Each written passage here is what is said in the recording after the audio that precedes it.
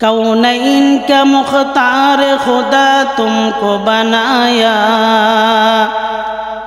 कौनैन का मुख्तार खुदा तुमको बनाया, उम्मत के निगाहबान खुदा तुमको बनाया, उम्मत के निगाहबान खुदा तुमको बनाया। या रब मेरे आँखों में समा जाए मदीना,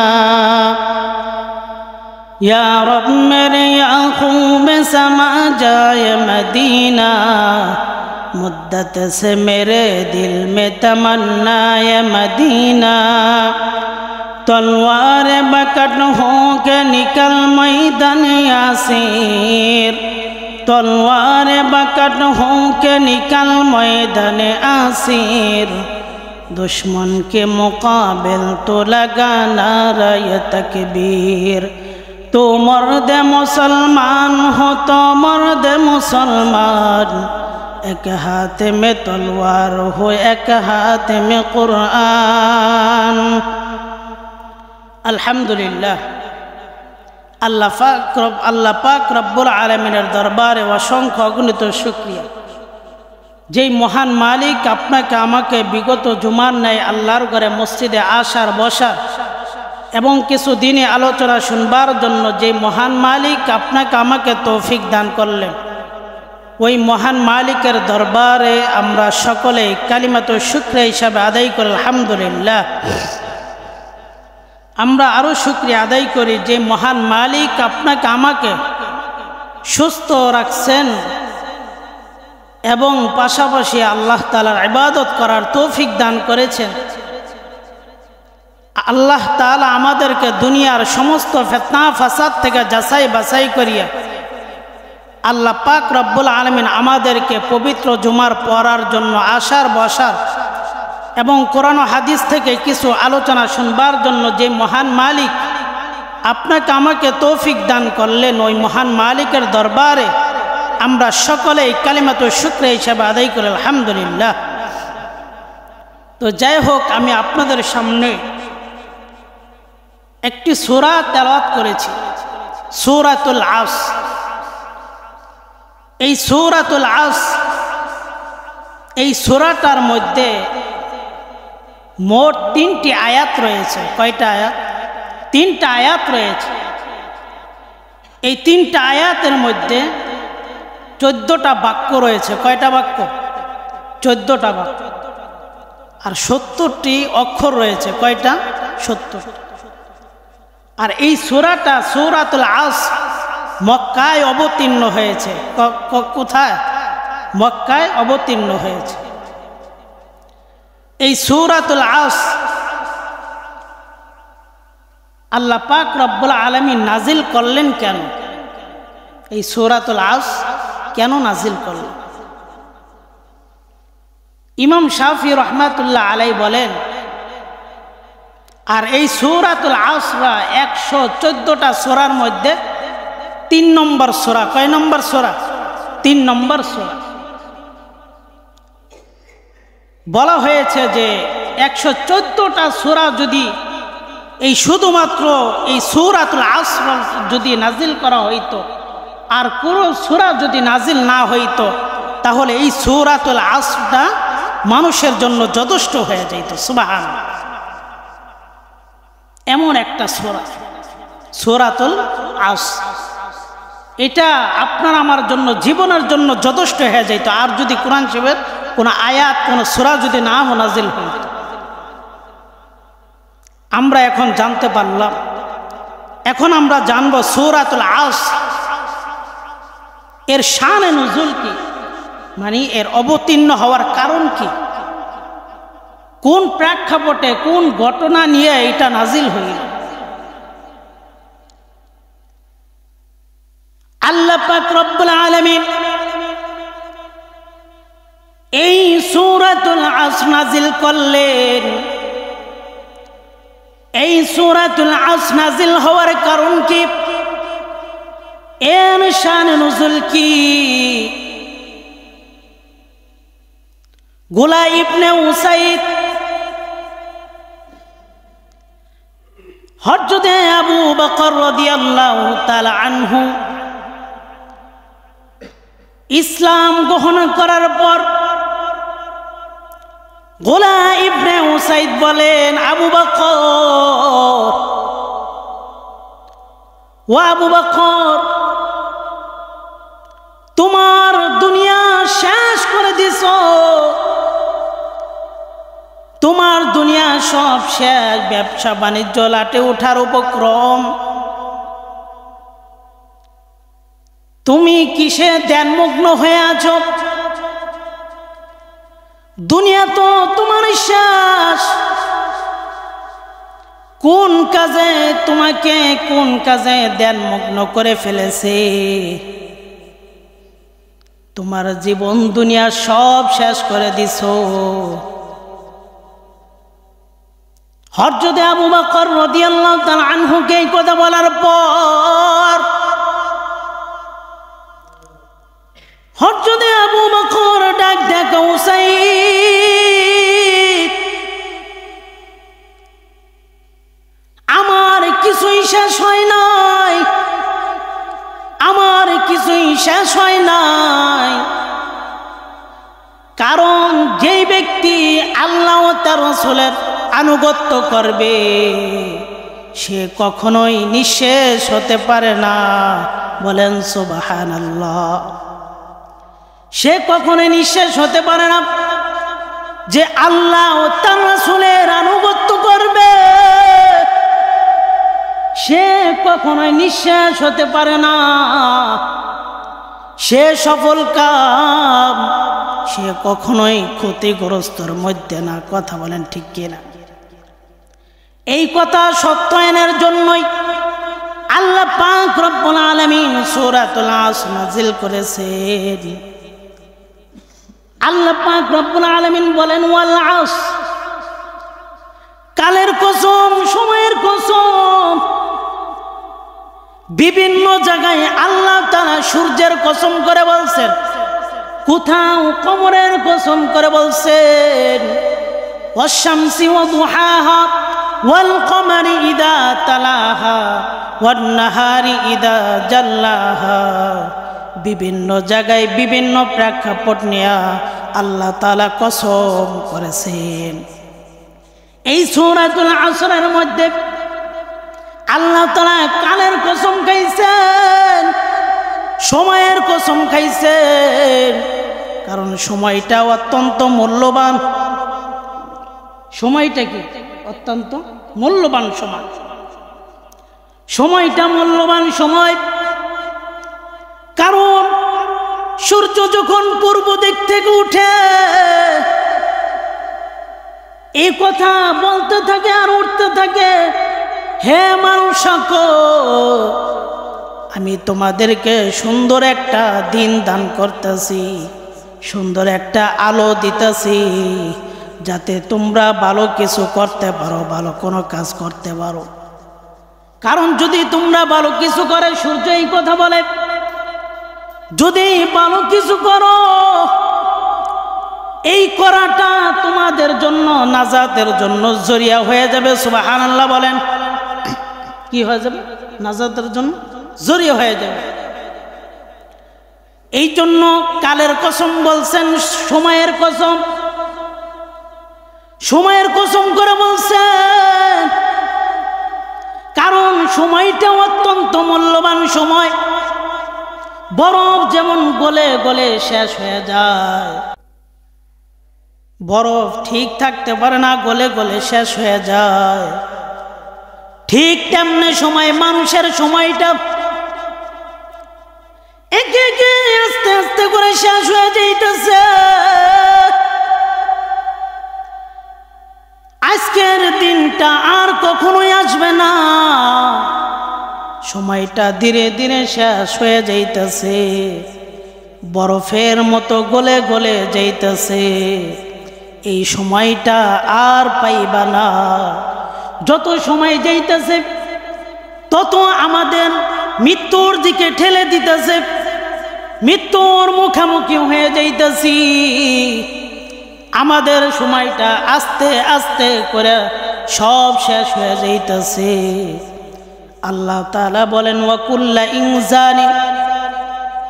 وكل إنسان ألزمناه طائره في عنقه ونخرج له يوم القيامة كتابا يلقاه منشورا।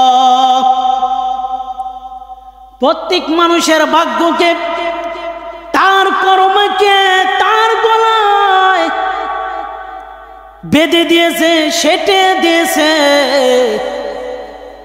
কারণ আল্লাহ তাআলা বলেন ওয়ানুখরিজু লাহু ইয়াউমাল কিয়ামাতি কিতাবা। আল্লাহ পাক রব্বুল আলামিন হাশরের ময়দানে এমন এক কিতাব বের করে দিবেন, ওয়ানুখরিজু লাহু ইয়াউমাল কিয়ামাহ কিতাবান ইয়ালকাহু মানশুরা। হাশরের ময়দানে এমন একটা কিতাব, তোমার আমার কিতাব, খোলা অবস্থায় বের করে দেওয়া হবে। পড়ো, কি করো? পড়ো, ইকরা কিতাবাক। আরেক জায়গায় 25 নম্বর পারায় 20 নম্বর পৃষ্ঠায় আল্লাহ তাআলা বলেন ওয়াতারা কুল্লা উম্মাতিন জাফিয়া কুল্লু উম্মাতিন তুদআ ইলা কিতাবিহা আল ইয়াওমা তুজজাউন মা কুনতুম তা'মালুন। প্রত্যেকের কিতাব দেওয়া হবে, আর সেখানে স্পষ্টভাবে পাইবা তুমি কি আমল করেছো, কি খারাপ করেছো, সব কিছু তুমি দেখতে পাইবা। যতটুকু আমল করেছো, যতটুকু নেক কাজ করেছো, যতটুকু খারাপ করেছো, সব কিছুর প্রতিদান আল-ইয়াওমা তুজজাউনা মা কুনতুম তা'মালুন, ওই সবগুলোর প্রতিদান তুমি পাইবা। আল্লাহ তাআলা বলেন ফামান ইয়ামাল মিসকালা যাররাতিন খায়রান ইয়ারা ওয়া মান ইয়ামাল মিসকালা যাররাতিন শাররান ইয়ারা। যাররা পরিমাণ যদি আমল করে থাকো, যাররা পরিমাণ আমলের প্রতিদান তোমাকে দেওয়া হবে। আর যদি যাররা পরিমাণের যদি খারাপ কাজ করে থাকো, যাররা পরিমাণের খারাপ কাজের বিনিময় তোমাকে প্রতিদান পাইতেই হবে, কোনো রেহাই পাইবা না, কিছুই পাইবা না। তাই আল্লাহ তাআলা কালের কসম করে বলছেন, সূরাতুল আসর, জমানার কসম, ওয়াল আসর, কালের কসম করে বলতেছেন ইকরা কিতাবাক। সেদিন আল্লাহ তাআলা তোমাকে বলবে ইকরা কিতাবাক, পড়ো, তুমি তোমার কিতাব পড়ো। তারপরে আল্লাহ রব্বুল আলামিন বলেন কাফা বিনাফসিকাল ইয়াউমা আলাইকা হাসিবা। আজ তোমার হিসাব গ্রহণের জন্য তুমি যথেষ্ট। যখন বলবে তোমার আমলনামা কিতাব খুলে দেওয়া হবে, ইকরা কিতাবাক, পড়ো তোমার কিতাব, কাফা বিনাফসিকাল ইয়াউমা আলাইকা হাসিবা। আজ তোমার হিসাব গ্রহণের জন্য তুমি যথেষ্ট। কারণ আল্লাহ তাআলা বলেন ওয়ায়াউমা ইউহশারু আ'দাউল্লাহ ويوم يحشر أعداء الله إلى النار فهم يوزعون। আল্লাহ তাআলা বলেন সেদিন, হাসরের দিন, আল্লাহ তাআলার শত্রুদেরকে আল্লাহ তাআলা কি করবে? জাহান্নামের দিকে ঠেলে নেওয়া হবে। জাহান্নামের দিকে, জাহান্নামের দিকে ঠেলে নেওয়া হবে। কেউ রক্ষা পাইব না, কেউ বাঁচতেও পারব না। আল্লাহ তাআলা সুন্দর করে বলেন সেদিন বিভিন্নভাবে বিভিন্ন দলে তাদেরকে জাহান্নামের দিকে ঠেলে নেওয়া হবে। আল্লাহ তাআলা বলেন হাত্তা ইদা উহা, যখন তারা জাহান্নামের নিকট উপস্থিত হবে, কোথায়? জাহান্নামের নিকট উপস্থিত হবে। শাহিদা আলাইহিম, তাদের ব্যাপারে সাক্ষ্য দিবে। তোমার জবানকে বন্ধ করে দেওয়া হবে, এই জবানকে আল্লাহ তাআলা বন্ধ করে দিবে। সামউহুম, তাদের কান, প্রত্যেকের ব্যাপারে কান, প্রত্যেক বান্দা বান্দির ব্যাপারে তাদের কান সাক্ষ্য দিবে। এই কান দিয়া গুনাহ শুনেছো, গান শুনেছো, গীবত শুনেছো, শিকায়ত শুনেছো। এই কান দিয়া যত রকমের গুনাহ হইতে পারে, যত রকমের গুনাহ হইতে পারে, সব কিছু শুনছো। এই কান তোমার ব্যাপারে সাক্ষ্য দিবে, তখন পালানোর কোনো রাস্তা পাইবা না। তারপরে আল্লাহ তাআলা বলেন ওয়াবসারুহুম, আল্লাহ তাআলা বলেন ওয়াবসারুহুম, তাদের চোখ, কি? তাদের চোখ তাদের ব্যাপারে সাক্ষ্য দিবে। এই চোখ দিয়া আল্লাহর কোরআনের দিকে তাকাইছো, এই চোখ দিয়া কোন পথে গেছো, এই চোখ দিয়া কি খারাপ ভিডিও দেখেছো, এই চোখ দিয়া কোথায় গিয়েছো, এই চোখ দিয়া অন্যায় কোনো কাজ দেখেছো, এই চোখ দিয়া তুমি আল্লাহর কোরআন খুলে দেখার সময় পাও নাই, এই চোখ দিয়া তুমি কত রঙের বেরঙে জিনিস গুনাহের কাজ দেখেছো, এই চোখ দিয়া বেগানা নারীর দিকে তাকাইছো, হারাম কাজের দিকে তাকাইছো। এই চোখ তোমার ব্যাপারে সাক্ষ্য দিবে, সেদিন কোনো উপায় থাকবে না। শুধু কি তাই? কান আর চক্ষুকে সাক্ষী দেবে, শুধু তাই না, না ও খুন্দিয়া মুসলমান ভাই, শুধু তাই নয়, আল্লাহ পাক রব্বুল আলামিন বলেন ওয়াজুলুদুহুম বিমা কানু ইয়ামালুন, সেদিন তোমাদের চামড়া পর্যন্ত তোমরা কি করেছো, হাত দিয়া কি করেছো, কান দিয়া কি করেছো, জবান দিয়া কি করেছো, পাও দিয়া গান বাজনার অনুষ্ঠানে হেঁটে হেঁটে গেছো, অঙ্গ প্রত্যঙ্গ, প্রত্যেকটা অঙ্গ প্রত্যঙ্গ তোমাদের ব্যাপারে সাক্ষ্য দিবে। সময়টা কোন কাজে ব্যয় করলা, সব কিছু তোমাদের ব্যাপারে সাক্ষ্য দিবে। তারপরে আল্লাহ রব্বুল আলামিন বলেন ওয়াকালু লিজুলুদিহিম লিমা শাহিদতুম আলাইনা, তারা বলবে কেন আমাদের ব্যাপারে সাক্ষ্য দিতেছ। কানকে বলবেন, কানকে বলা হবে, চোখকে বলা হবে, অঙ্গ প্রত্যঙ্গকে বলা হবে, কেন আমাদের ব্যাপারে সাক্ষ্য দিতেছ, কেন আমাদের ব্যাপারে সাক্ষ্য দিতেছ। কি বলা হবে? কি বলবে? এই জবান নিজেকে নিজেই বলবে যে কেন আমাদের ব্যাপারে। এই কানকে বলবে, এই চক্ষুকে বলবে, অঙ্গ প্রত্যঙ্গকে বলা হবে। যখন জবানকে আল্লাহ তাআলা বন্ধ করে দিবে, অঙ্গ প্রত্যঙ্গকে বলা হবে কেন আমাদের ব্যাপারে সাক্ষ্য দিতেছ, কেন আমাদের ব্যাপারে সাক্ষ্য দিতেছ। আল্লাহ পাক রব্বুল আলামিন নিজেই বলতেছে ক্বালু আনতাকানাল্লাহ,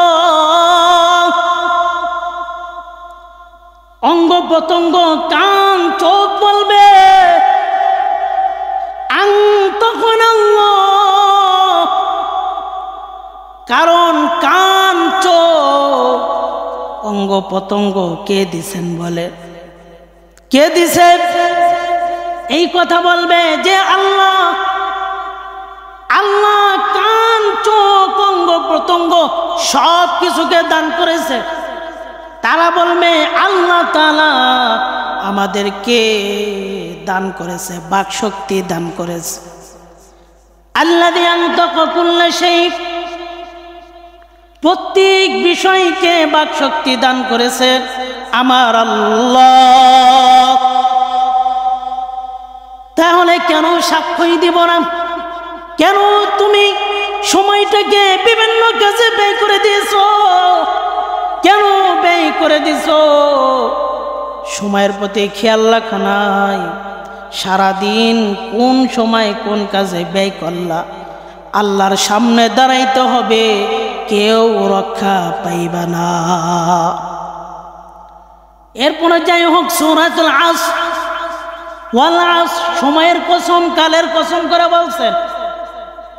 এরপরের আয়াতে আল্লাহ তাআলা বলেন ইন্নাল ইনসানা লাফি খুসর, নিশ্চয় সকল মানুষ ক্ষতিগ্রস্তর মধ্যে। সকল মানুষ ক্ষতিগ্রস্তর মধ্যে।